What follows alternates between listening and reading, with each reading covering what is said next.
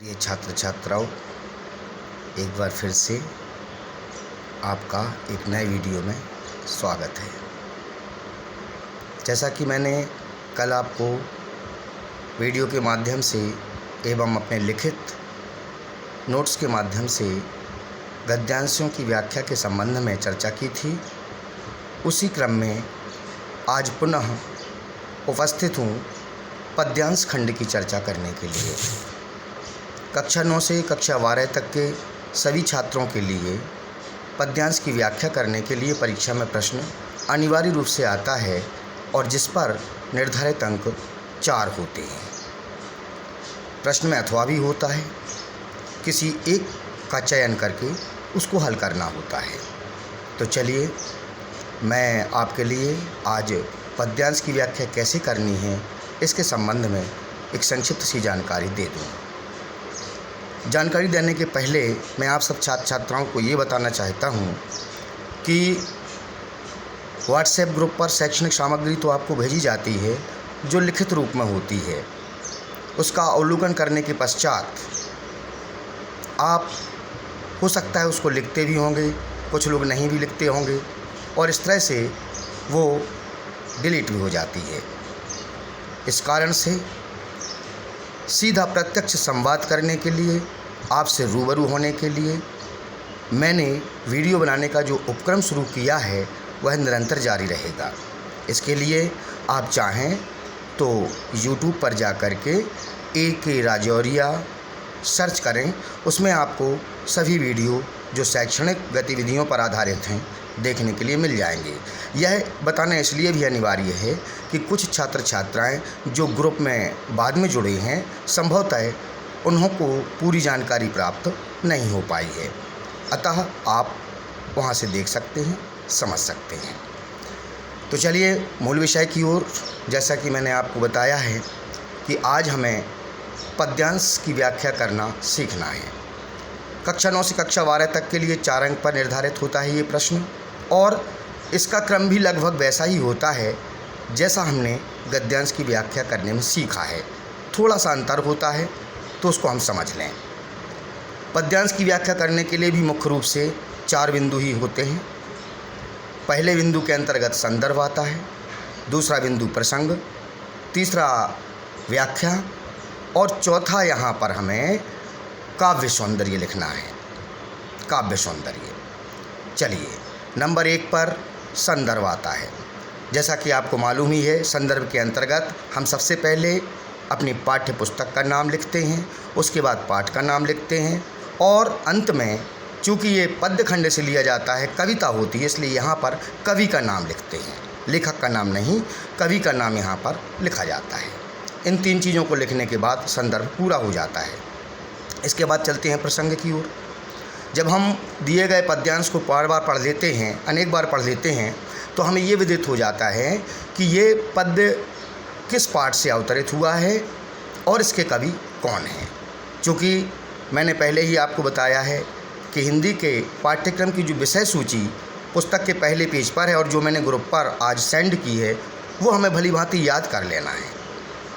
पूरे गद्य खंड के पाठों के नाम, लेखक के नाम और विधाओं के नाम, इसी प्रकार पूरी कविताओं के नाम, विधाओं के नाम और साथ ही साथ उनके कवियों के नाम हमें कंठस्थ कर लेना है। तो चूँकि हमने पाठ पढ़े हैं, तो पठित पाठ के आधार पर जब हम पद्यावतरण को परीक्षा के प्रश्न पत्र में देखते हैं तो हमें ये पता चल जाता है कि यह पद्य खंड इस पाठ से लिया गया है और इसके लेखक ये हैं।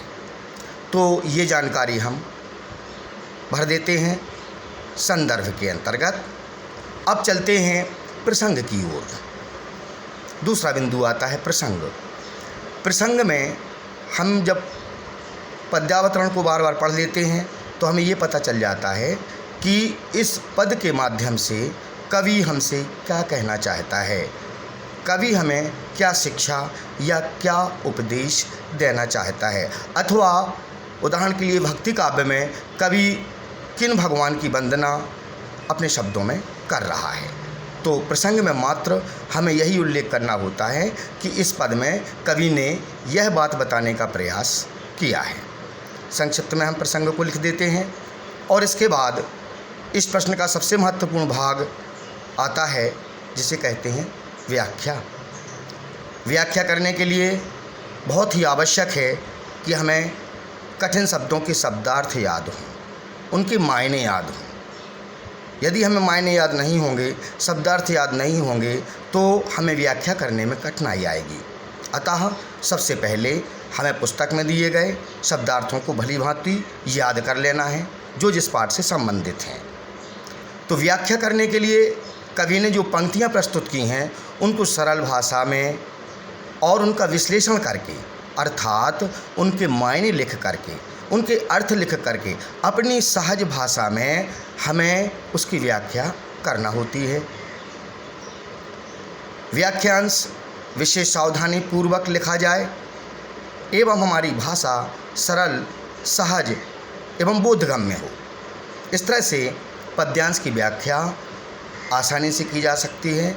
जो हमने तैयारी की है उसके आधार पर हम इस व्याख्या को कर सकते हैं, कोई कठिनाई नहीं होती है, तैयार करना होता है। और अंतिम बिंदु पद्यांश की व्याख्या से संबंधित जो होता है उसके लिए कहा जाता है काव्य सौंदर्य। काव्य सौंदर्य का तात्पर्य होता है जो पद हमारे प्रश्न पत्र में प्रश्न के रूप में आया है उसमें कवि ने कौन से रस का प्रयोग किया है, कौन सा छंद है, उसमें अलंकार सौंदर्य कौन सा है, व्याकरण सम्मत विविधता कौन सी है, इन चीज़ों का हम उल्लेख करते हैं जिसे हम काव्य सौंदर्य कहते हैं। उदाहरण के लिए जब प्रश्न पत्र में भक्ति काव्य से संबंधित कोई पद व्याख्या करने के लिए आता है तो निश्चित रूप से वहाँ पर शांत रस होता है। भक्ति काव्य में सदैव शांत रस होता है। उसी प्रकार यदि रीतिकालीन काव्य की बात करें जहाँ नायक नायिका की सुंदरता का चित्रण होता है तो वहाँ पर श्रृंगार रस होता है। श्रृंगार रस दो प्रकार के होते हैं, संयोग श्रृंगार रस एवं वियोग श्रृंगार रस। तो किसी भी रस का प्रयोग कवि रीति काव्य में करता है। इसी प्रकार यदि हम शौर्य और देश प्रेम की बात करें तो शौर्य और देश प्रेम के खंड में हमें वीर रस का समावेश मिलता है, ओज गुण मिलता है।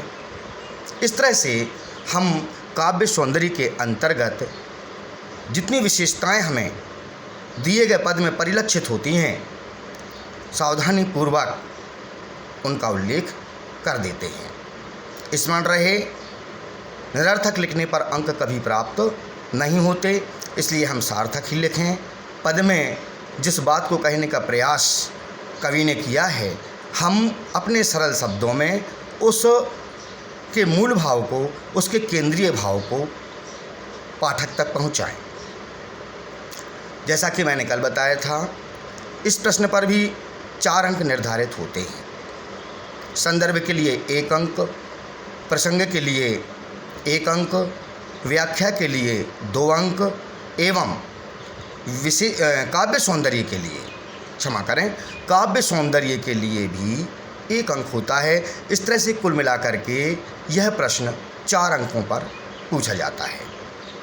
तो किसी भी पद्य की पंक्तियों की व्याख्या करने के लिए, किसी भी कविता की पंक्तियों की व्याख्या करने के लिए जो निर्देश मैंने आपके पास लिखित रूप में भी भेजे हैं और इस वीडियो के माध्यम से, एक संदेश के माध्यम से भी आप तक पहुंचाने का प्रयास कर रहा हूं, उनका यदि आप भली भांति पालन करेंगे तो निश्चित रूप से आप किसी भी पद्यांश की व्याख्या करने में सहजतापूर्वक सफल होंगे। आपको कठिनाई नहीं हो सकती है। स्मरण रहे कि हमें विषय सूची को भली भांति याद कर लेना है। जैसा कि मैंने कल भी बताया था कि विषय सूची से संबंधित प्रश्न सही जोड़ियों में भी आते हैं और गद्यांश एवं पद्यांश की व्याख्या करने में भी उनका उपयोग होता है। सही जोड़ियों में पाठ के नाम आते हैं, उनके सम्मुख उल्टे सीधे क्रम में लेखक या कवियों के नाम दिए जाते हैं, हमें सही क्रम में उनको जमाना होता है। तो इस तरह से सही जोड़ियों के जो 5 अंक होते हैं वह इसी विषय सूची से संबंधित होते हैं। और साथ ही साथ जब आप पद्यांश या गद्यांश की व्याख्या करते हैं तब भी उसका प्रयोग होता है, अर्थात एक तीर से 2 शिकार होते हैं। इस तरह से इसको ये भी कहा जा सकता है कि आम के आम और गुठलियों के दाम, ये मुहावरा भी इसके लिए प्रयुक्त कर सकते हैं। तो छात्र छात्राओं, जिस तरह से मैंने आपको पद्यांश की व्याख्या करना बताया, मैं क्रम से सभी पाठों के पद्यांशों की ओर भी ले चलूँगा। प्रथम पाठ से प्रारंभ करूँगा, एक एक पद की व्याख्या करने का प्रयास करूँगा और आप तक पहुँचाने का प्रयास करूँगा। यदि आपसे कोई जानकारी छूट जाती है तो आप बिल्कुल ही आसानी से YouTube पर AK राजौरिया लिख कर के सर्च कर सकते हैं, वहाँ पर भी आपके लिए संबंधित जानकारी प्राप्त हो जाएगी। तो चलिए, आज के लिए आपको मैंने जो अपनी तरफ से कोशिश की है आप तक भेजने की, उसको सफल ज़रूर बनाएं, उसको दिमाग में बिठाएं, लिखें भी और पढ़ें भी। लिखने पढ़ने के साथ साथ अपनी सुरक्षा का भी बराबर ध्यान रखें, क्योंकि महामारी कोरोना जो आज व्याप्त है उसका कभी कोई निदान, कोई उपाय, कोई औषधि नहीं हुई है। डरने की आवश्यकता नहीं है, परंतु सावधानी, सजगता ही इसका सबसे बड़ा इलाज है। बहुत बहुत धन्यवाद।